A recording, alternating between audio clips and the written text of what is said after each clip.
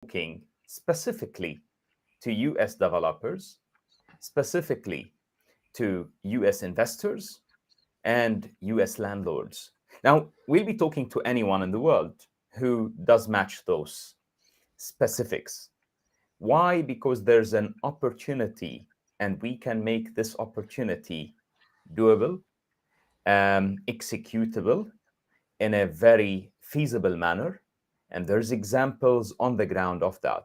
We have been talking to some of our partners, and we found out that one of the easiest jurisdictions today, or not we found out today, we knew that, but we found out alongside our partners that one of the easiest jurisdictions to launch a security token utilizing our technology, our frameworks, and our modules would be the United States.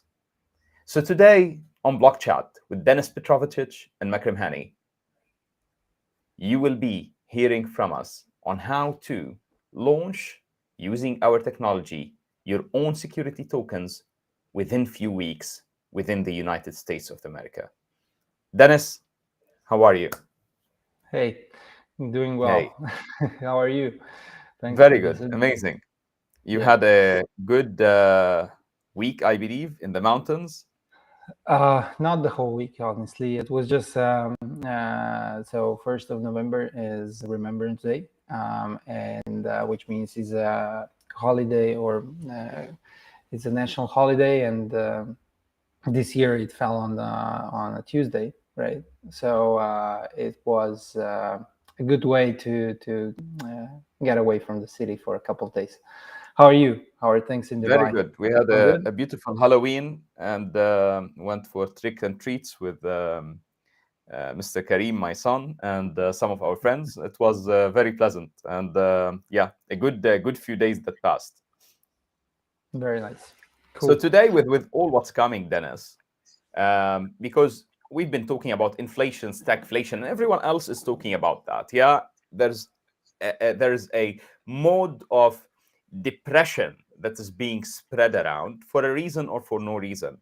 But I believe that's human nature. So what we do is we are emotionally fluctuating usually, and as a race, and that's why I always advise people to read The Herd Mentality. There's a book called The Herd Mentality. Go read it, guys, and you will learn why you should stop listening so much to every other kind of news, because nobody is really protected against the negativity that can create and the biases that can create. However, within all what's happening, there's opportunities, and within what's coming, and we're not saying that what's coming is a boom and an amazing piece of history with the economy. We're saying that it's tough times coming, and tough times because there's two crashes that are expected and that should take place. And I've been saying this for a few years now.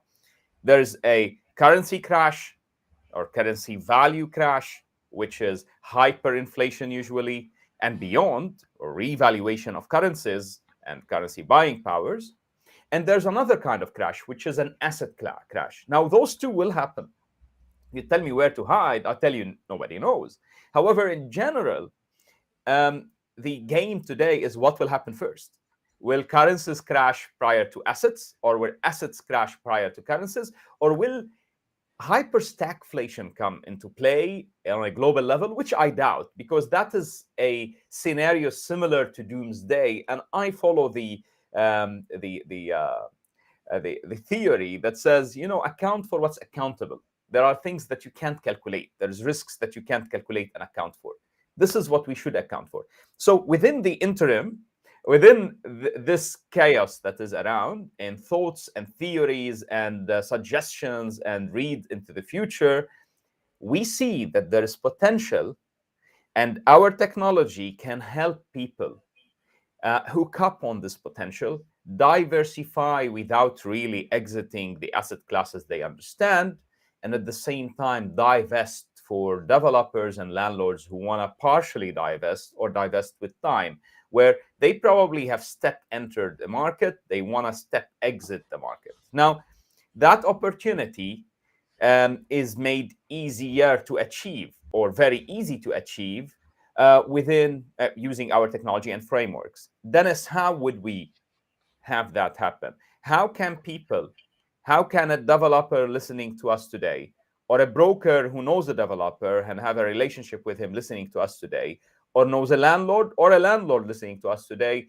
in the US specifically here, um, get the ability to divest, launch a security token using our technology and existing regulation? Well, the U.S. market is kind of unique, not as a whole unique, but it has something that has been accepted some time ago, which is the Jobs Act, and this kind of enables companies in the U.S. to launch securities under certain exemptions. There's several of those exemptions, and all of them can be utilized when you are tokenizing a real estate asset. Whether that's a development project or that's an established asset, you can use that exemption. And this is something that people in the US are more or less aware, and they've been using those exemptions for syndications, for instance, which are, I would say, a way of pooling together funds to develop a project, and they've been using this for quite some time now, and they've been syndicated even before those exemptions came into place. In the U.S., you, Makram, know that, and anybody watching this today knows that we have this regulatory exemptions, and why are they in place? Because the U.S. Legal system identifies more or less anything as a security. So if it passes the Howey test, it then already falls in the securities category. While in Europe, for instance, this is not really the case. In Europe, it's a bit more vague what is a security, and it differs from country to country, and it doesn't have this clear, I would say, this clear definition.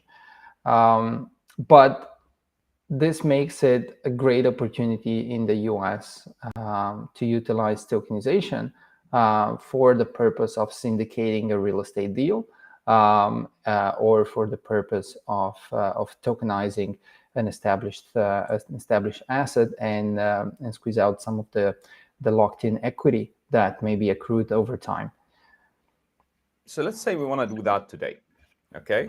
So again, the opportunity is of several, or there are several possibilities within this.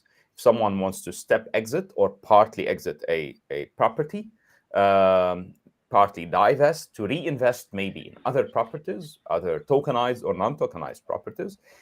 Two, if they would like to take some of the cash and sit on the side. However, because remember, the game today, I loved something that Warren Buffett said a few years ago. He said, the game coming is not what will change, it's what will stay the same. Because if you know what will stay the same, you obviously can invest in that. And you know that in 2008, 2009, 2010, Berkshire Hathaway bought most of the railroads. Yeah, because they said that this will stay the same. So there's much that will change, but this will stay the same. So today, if you want to divest or take some cash out, and then you have a balance between the investment that you have in property that you may have, which is well positioned, well located, and you bought for the right price, and actually gives you a great return without going fully into cash. So you want to sell part of the equity in that building. That's a great way to do it. And today we'll talk about the executables, how to do that. Okay, what would be step 2, step 3, step 4? Step 1 is that you're listening to this and you start generating the idea, or you start looking at your property and saying, okay, this may work. Step 2 is if you want to go into property, you feel that the property market in the US is sliding, and you want to hedge and you want to jump onto some of this property. You don't have much cash. You want to get cash out of existing property to invest into property, into other property. regardless if you do it today or you do it after a year. So maybe you say, today is the perfect time to exit for me or to partially exit. But it's not the perfect time to re-enter. Maybe after a year or 2 years or 3 years, it doesn't matter. That's your investment strategy.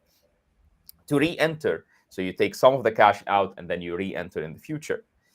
3, if you're a developer, and many developers have this situation, you're a developer, you have issues with cash flow today because of the dynamics that have changed and are ever changing and are changing so fast. So you had trouble with increase the costs of everything from your fuel, diesel, and material.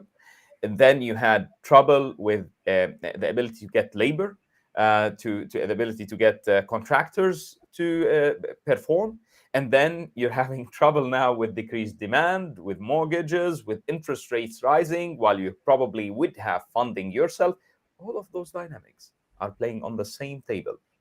And you want to get some surety on your ability to maintain your reputation and complete your project. So probably you would have some assets or other assets that you would want to get equity out of to jump into another, or you may want investors into your existing project that you are currently developing. All of those are options.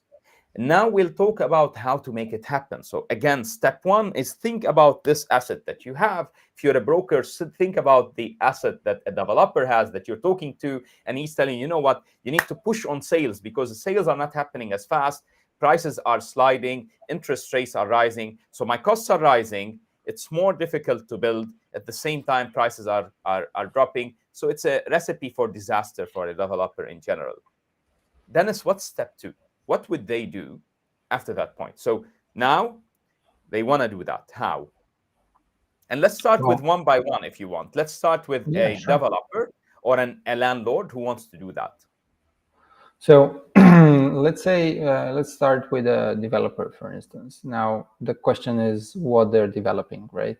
But if we put that on the side, um, it's as easy as basically looking at the capital stack right now, how the development project is being, I would say, financed. What's the traditional way of financing it, and then seeing which tranche one the developer wants to tokenize, basically, and how you define how much you can feasibly tokenize is based on your reach, basically on your network of potential investors who everybody has in their contact list. I would say people who oftentimes say, hey, can I invest with you? You do great developments. I'd love to invest with you or partner up somehow, but maybe the ticket size is usually not consistent enough. And they just exclude that person out of the deal because of it, right? And if you have enough of those type of potential investors, then this is already a good sign, because it means that you're able to probably attract in that deal 10, 20, 30 investors, right? And you wouldn't do it otherwise if you would not be using tokenization, which would make things way simpler in terms of just managing the life cycle of that investment. So if you're an investor and you have right now, I don't know, 50 contacts that you believe might be interested in investing in one of your deals, then tokenization is probably for you. And you can allocate a certain, I don't know, 10, maybe 15, maybe 20% of the total value of the deal to tokenization itself. You So may that will be a be basically developer. the financial structuring, I would say, is the step number 2, right? You may be a developer with a very prime piece of land, and many developers have such pieces of land. And many people would like to jump on the development ladder, however, they're not developers themselves. You may be the perfect target to attract those people, be it in your direct circle or be it beyond that. Yeah. So that's an option. If you're a multi-family home purchaser, where most investors in the US go for commercial property or multi-family home, and you want today to get that ball rolling for yourself and in divestment, getting cash out, or getting some partners into your property so that you can reinvest, that's also an option for you. And now we'll talk about how would you launch it. What would you do as step two? You'd call us. How would you do it? What does it require from your side? What regulation is in play? And all of those. At the same time, if you have bought a house, um, many people buy a duplex and they try to change it to four properties, and you currently find it difficult to go to the bank and get the funding required to fund the upgrade, to fund the change in the property. There is an opportunity here. So what would they do? Dennis, they'll call us. What does that mean? After they get in touch with us, what does that mean? So when we get an inquiry, when people get in touch with us, we usually just do an intro call, just to try. We already start providing value, I believe, in right from the first point of contact, where we're basically just want to understand the use case, how they want to start, how they want to apply it, right? And and that's basically in this first intro call. What we do, it's a half an hour with one of our experts, and basically we see where the kind of product market fit lies for that particular company or individual who's looking into the tokenization. Then on the next step, we take in some information on the property itself. If it's a specific case with real estate developers, that's a lot of times what happens is they really want to see tokenization play out on a specific case. So we basically collect the information.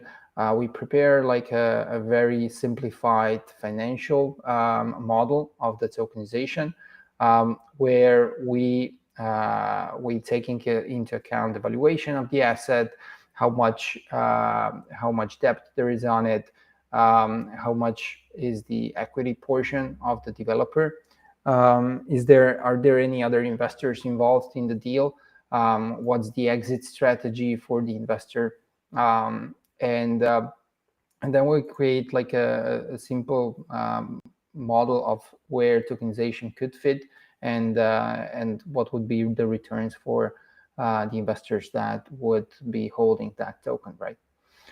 So Yeah. that's kind of the deal structuring part here in terms of financials. So do they need to know about tokenization, about development? Are they required to have any development, or I mean software development or web development or anything like that in play, No, or not? no, that's what we provide here. So So there's no requirement for, yeah, exactly. There's no when the economic requirement model is for that. understood and clear to Yeah. everyone, when they see the value in that, they say, good, let's go ahead with this. They need to have a business plan on their end. We will have an execution and deployment plan on our end, which we share with them. And then they go ahead and utilize our technology. And within a few weeks, they will be online and they will be doing that. Now, you've mentioned existing regulations, so they not need new regulation to be enacted. They can take the existing regulation and use it. As you mentioned, syndicates actually use some of those exemptions. Now, syndicates are different slightly because the idea of syndication is giving people the ability to have a say in what you do as investments. So, in other words, it's shared liability. Here, it's slightly different. However, still, you have the exemptions that you can use. So, you take this technology, you launch your token in your market. What does this mean?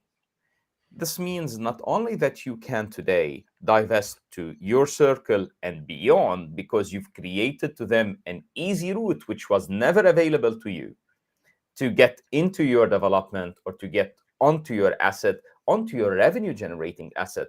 And that's something very important. But also, you've done something else. You've started creating a brand and a module that's a brand for you in the Web3 world and a module for you to duplicate a second and a third and a fourth. Today, you may divest 10%, 5%, or whatever of your development or of your project. However, you can repeat that on and on and on. Smart developers, smart businessmen in general know the value of creating a good credit score and good history with banks. Imagine you create good credit score and good history with the market, with everyone in Web3 and with every other individual, with your neighbor. Yeah, that's something you need to bet on and depend on. And probably you depend on if you're a developer because you have an intention, if you develop good property, that the buyer who bought from you today refers to you a future buyer, and that creates a great success with an amazing quality customer. So you need to think about the potential you're driving here with a much bigger picture. It's not only what you're able to pull out of that market today, it's also what you'll be able to pull out within time to come. Remember, and here there is a play of the whole crypto market and everything related to, let's call it the alternative stock market. That market has hundreds of billions of dollars in value.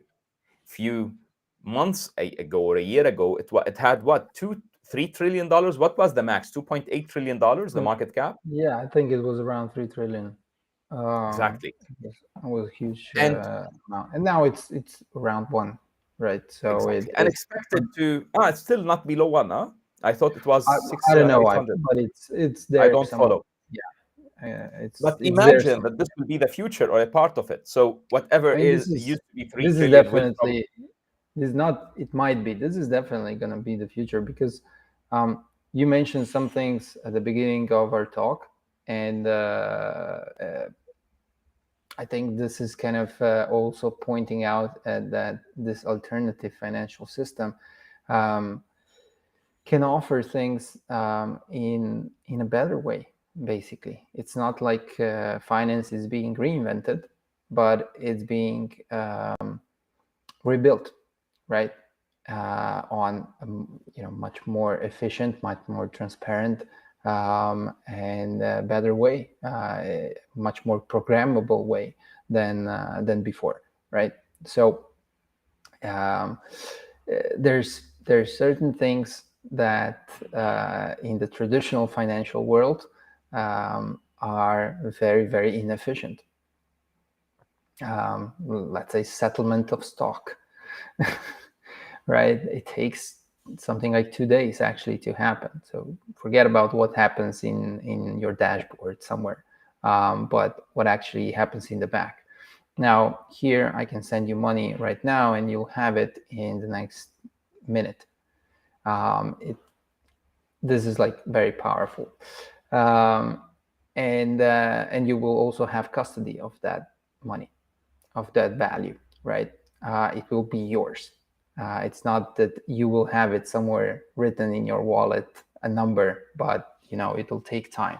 So this is all things that are coming. And if you're a developer and you are building real estate and you have on the other side the access to this technology, and if you just know one thing about this technology is that it creates um, public track record.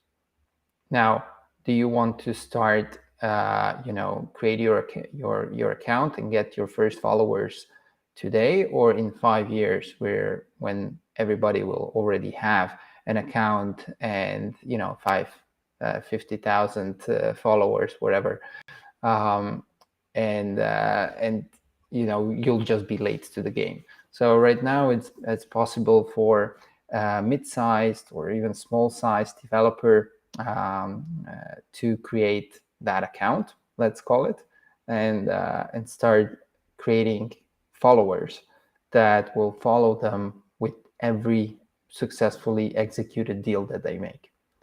And this alternative financial system is growing, and it will grow. It has grown in the past 10 years or so, actually 12, and it's going to grow across the next 10 years. and it means that it's just going to be more and more relevant. That's And that's a given. Web 2 was all about sharing information. Yeah, the power was given to the public, to all of us.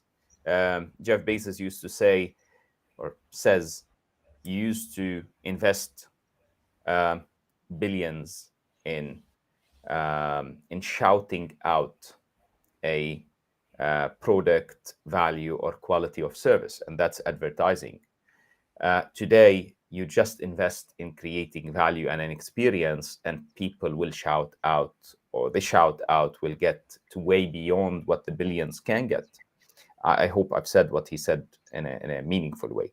Regardless, Web 2 is all about sharing information. Web 3 is about transferring value and the ability of yours to access. So today, you want to access all our voice. That's why you use communities and social. Tomorrow, you want to access all our money because the Web 2 gave the power to individuals with their voice. Web 3 will give the power of individuals with peer-to-peer transactions, with me dealing with you directly without a bank or intermediary or whatever in the middle. That's the power that is coming. So again, do you want to build a credit score with the public? Do you want to build a track record with the public? Because tomorrow's economy will not be driven by central institutions. And here I'm not talking about centralized and decentralized. Tomorrow's dealings will be party A to party B without the other few parties getting planted in the middle. And that is possible with technology because there is dynamics of whatever party X, Y, Z that used to do that can be embedded in smart contracts today and be done by simple algorithms. I'm not sure how simple it is because I don't understand it, but I understand that what it does. So what I'm telling you here is you want to start developing that track record. You want to start becoming the scoring or the credit score, a high credit score on the public record in the eyes of everyone. So you want to launch that brand of yours today. And here's step two. So you've come to us, we've assessed alongside you your business model. What do you want to do? What are you planning to pull out? You've built your business plan on how to approach your market. And here we've helped you deployed this asset onto that marketplace. You have a marketplace running now. And now what happens? People start subscribing to it. Now you have pre-sales, you have public sales, and then you have resales possible after that. Let's talk about that. So that's step three. We are in the market already. You're in the market. Your asset is in the market. How and what happens? Well, basically, when we structure a deal, we create a smart contract for the token and the legal part of the tokenization, and we bundle them, kind of, or bind them together, right? And there's tech in place that makes this a very transparent and straightforward way of doing it, right? And it creates legally binding tokens that are directly tied to the asset itself. And this gives a stake in that asset to an investor. How you define what that minimum and maximum investments are is up to you, right? On the marketplace, you're able to define a pre-sale and a main sale. You always sell the tokens at a fixed price, so it's not like it's an auction it's very simple, straightforward. You have a real estate deal. Let's say it's 10 million. You need to put 2 million of your capital, and then there's bank financing with it. You have 1.5 million from your traditional sources, and you want to raise another 500K, which means that you would be basically tokenizing 5% of that value and issuing 5,000 tokens at $100 per token, right? So, and you define, you say, hey, my network of potential investors who expressed an interest into participating in this deal told us something like on average they would do 20K tickets. Then that's great. You can start with that. We can set it up as a I don't know, 15K minimum ticket and 30K maximum ticket. It depends on how many investors Can you be have. $100 ticket, isn't it? It can be also $100 ticket. The question is here, what's feasible, right? If I need to raise 500K and if I have 10 investors who confirmed that they want to enter in this deal, then on average, they need to put 50K tickets. If I go with 500K tickets, I'm not doing anything, right? So this is like one way of looking at it. If I have 100 investors, I can obviously go from the 50K to a 5K ticket size. And generally, the rationale behind it is you should lock in bigger investors first, right? So those who want to enter the deal with a larger ticket because they see that the deal has a lot of potential, right? And they're like, oh, amazing, I want to invest in this project. I want to put 50K in because that's a sum that makes sense to me. If I go with 5K, I don't, I'd rather not even do it. So it depends really on the network of investors. But yes, you can do it with $50. It's perfectly fine. And that's something that we see along the line of the life cycle of an investment when you have a secondary market peer-to-peer transactability of tokens, right? And because how we tokenize real estate, they are securities, yes. In the US market, they fall under the securities regulation. However, they are economic rights in the asset on the same side. So there's no requirement for a current token holder to ask every other token holder if they can exit that investment. So they should be able to transfer the token to another party on the secondary market. There are certain exemptions that kind of prevent this to happen for like 6 to 12 months. And that's perfectly fine. You keep the token untransferable for that period of time. And then after that, it's possible for people to actually make that transaction if they want to. And at that end, an investor will probably be able to already capture some of the value that was accrued throughout the lifetime, the construction project, if it's a construction project, right? And maybe partially exit with the smaller tickets, because on the secondary market, we don't really have any limitation. Somebody could buy for $1, right? Why? Because just like it's not like with shares, right? Shares, if it's a share that has 1,000, it trades for 1,000, then you need your minimum ticket is 1,000, right? Traditionally, You can now by the way, you can now trade fraction shares. Yeah, I for example, IB now, allows you fractional shares, but still, it allows you $20 of a Tesla shares. Of course, but it's not that you actually own, because with shares, you never actually own the shares. It's a company that holds them on behalf of you, right? So on your behalf, right? Here, you actually can hold 0.001 tokens. By the standard we use, you actually can go down to 18 decimals. And so this means that any size of real estate asset or tokenization can fit any pocket.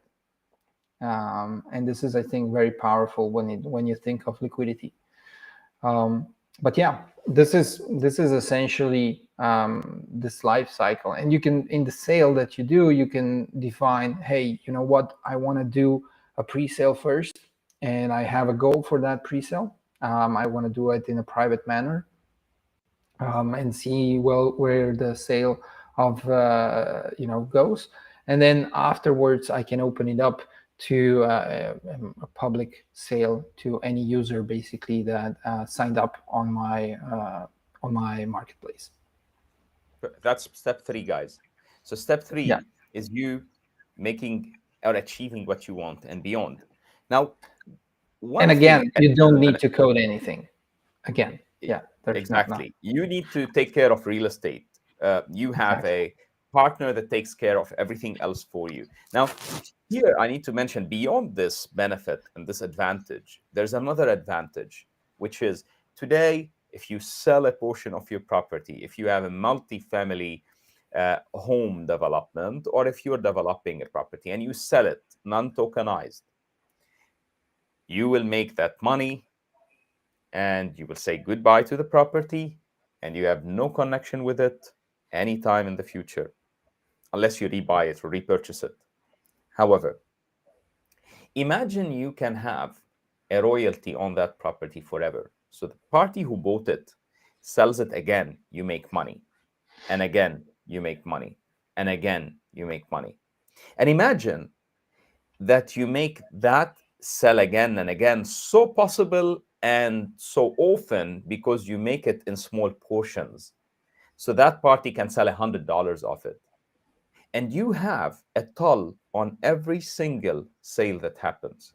That is something that you can access with our technology. So when you sold the property, any secondary market sales will get a 1.5% distributed to the marketplace operator, which in here can be you, to the property owner, which in here is you, and 0.5% to a Blocksquare. So what you have is you have 1% coming back to you if you're operating the marketplace and you're the original owner of the asset forever, perpetually. Yeah. And that's the beauty of it. Imagine that you collect plenty of those rights with time and you sell those rights. So imagine you put all of those rights under a company that has perpetual rewards over all of those tokenized assets as long as they're traded. And imagine that company, they've sold the assets. You don't own any assets anymore. However, you have those rights. It's a company that holds the rights for royalty over plenty of real estate. Calculate the multiples yourself. Remember, you don't need OPEX or CAPEX there. And what would that company mean if you're selling it?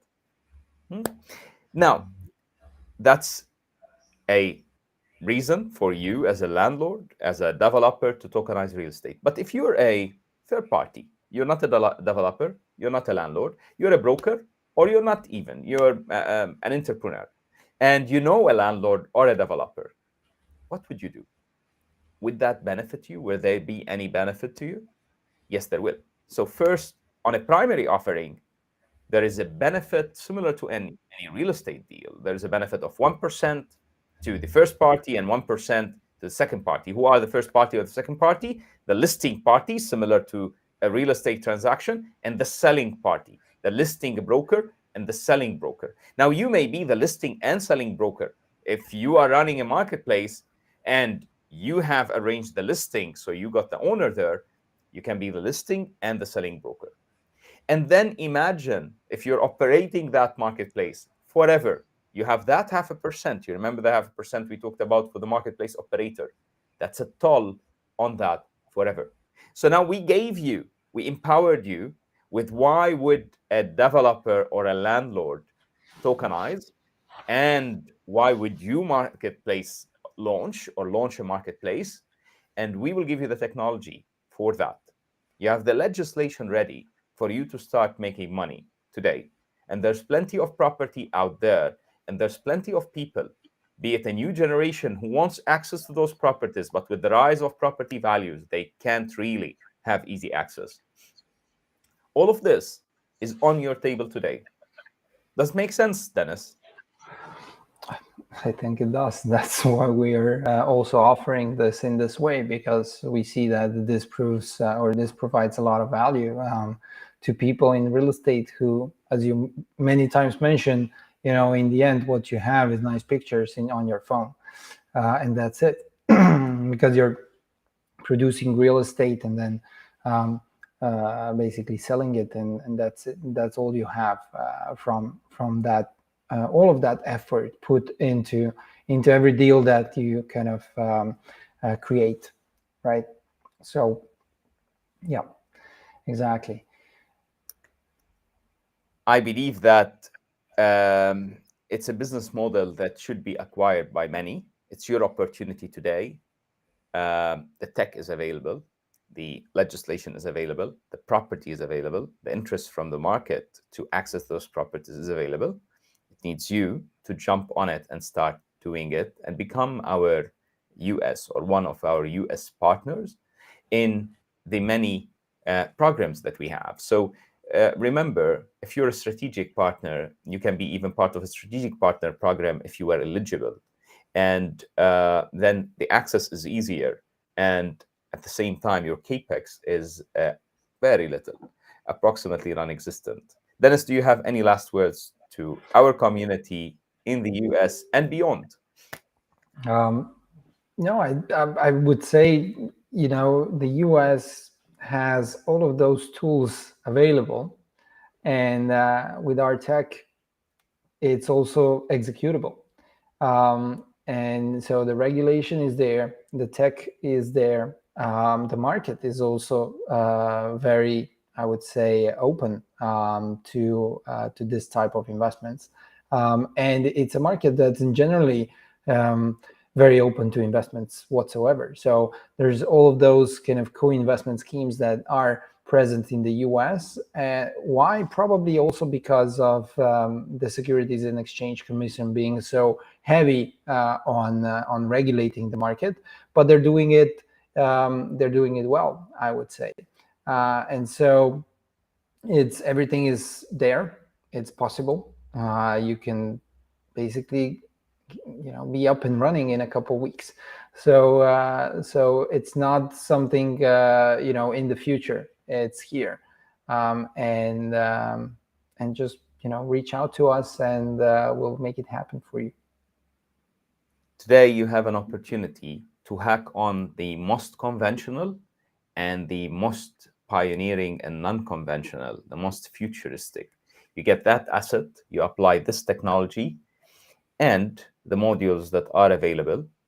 Voila, you have a running module which does make sense. Thank you all for joining us on this block chat. Thank you, Dennis. I Makram. believe it is interesting for you, and we will look forward to hear from you. Join us, join our social media pages, follow us on Twitter, be part of our Discord or Telegram community to know more about what we're doing on a daily basis. Ciao.